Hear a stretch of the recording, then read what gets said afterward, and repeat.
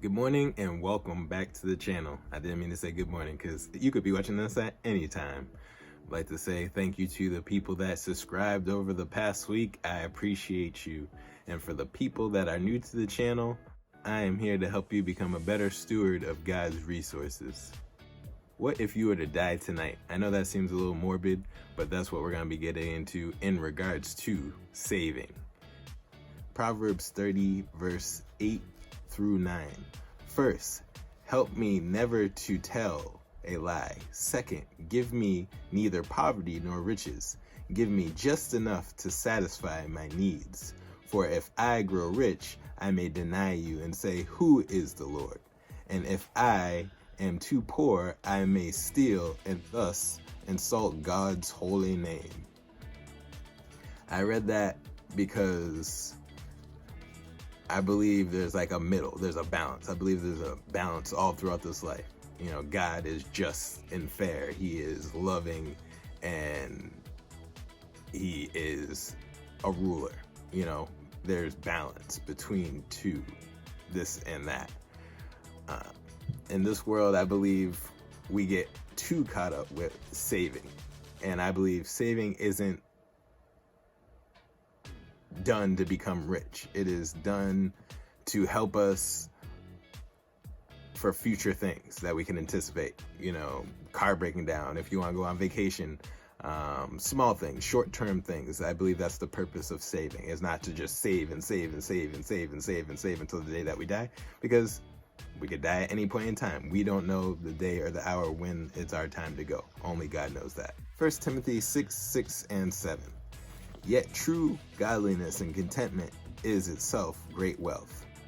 After all, we brought nothing with us when we came into the world, and we can't take anything with us when we leave. I was curious, so I looked up the definition of godliness, and it says the quality of being devotedly religious. So I think being or having godliness is being devoted to God. Being devoted to God, and that partnered with contentment, I believe, you know, being okay with what we have given, whether it's a lot or a little. You know, Paul talks about that, about being okay with having a lot or a little, or having nothing or a bunch, being full or empty. I believe as being a follower of Christ, we could have, with the help of the Holy Spirit, contentment in any stage of life, whether we are in that surplus or if we're down, or even if we're just level in the middle. I think we have the ability, with the help of the Holy Spirit, to be content in any area of life. I'm going to tell a story, the parable of the fool, wise fool, and I'm going to say this, Luke 12:16 through 21. Well, actually, I'm going to break it up a little bit. I'm going to read the 18. Then he told them a story. A rich man had a fertile farm that produced fine crops. He said to himself, what should I do? I don't have room for all my crops.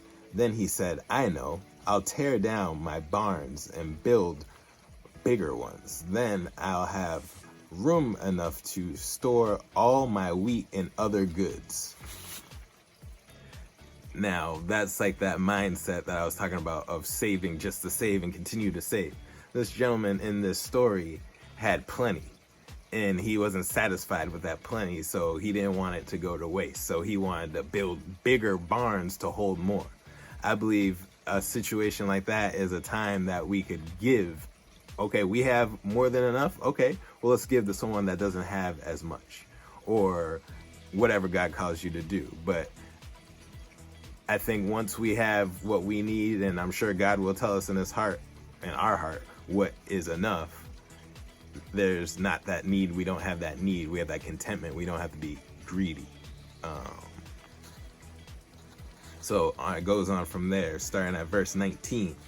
And I'll sit back and say to myself, my friends, you have enough stored away for years to come.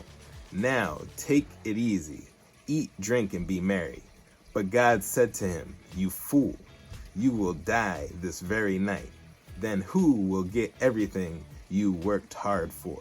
Yes, a person is a fool to store up earthly wealth, but not have a rich relationship with God. Now, that second part of that story, God said, "You fool, you will die today." Now, we don't know when we're going to die, like I said earlier in the video. We could die at any point in time. And I'm not trying to be morbid or anything like that, but it is important, side note, to have a will. If you don't have a will, depending on how old you are, you should make a will. Because the thing is, if you don't have a will or a beneficiary for your bank accounts, when you pass away, it's just going to go probably to the state or whatever. It's going to go unclaimed. So that is something to maybe look into, making a will. Sidebar. And then also, God is saying, or Jesus is saying, that to build up wealth on this earth without having a rich relationship with God is foolish. He's not saying, hey, you don't it's bad to have wealth or, be wealthy. He's saying to be wealthy in the things of this world without having a relationship that's rich with him is foolish. So I think when we have that relationship with God and we're continually searching after him, he's going to guide us in what to do with our money and how much to save and things like that. And also, too, emergency fund. There's some levels that we could go through that will help us kind of keep on a level playing field. So I believe it's good to save $1,000 for your initial emergency fund.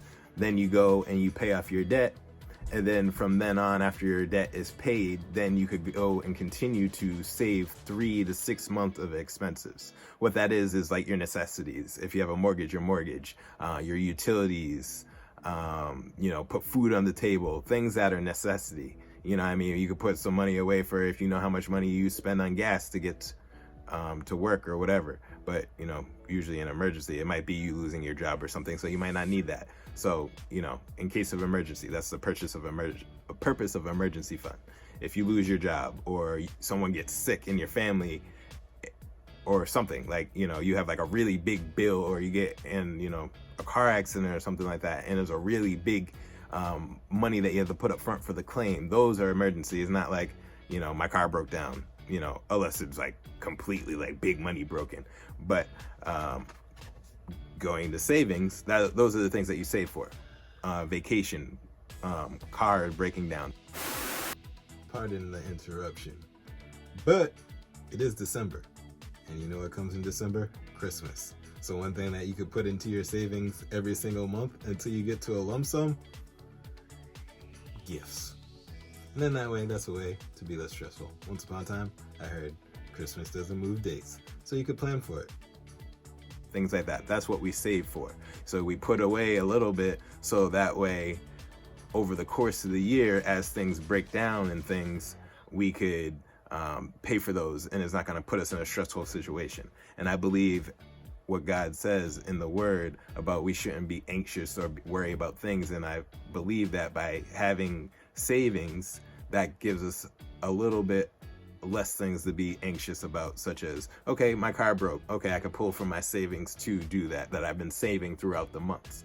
I want to go on vacation. I've been saving throughout the months to go on a vacation instead of, I'm going to put it all on a credit card and now I'm back in debt.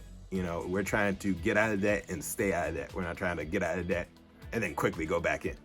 Emergency funds, savings, short term, help you in when you're in a pinch. But I'm not saying there's nothing wrong with preparing for the future. The way that we prepare for the future is investing. So please join me next week, subscribe, because I'm going to be talking about investing. Have a good night.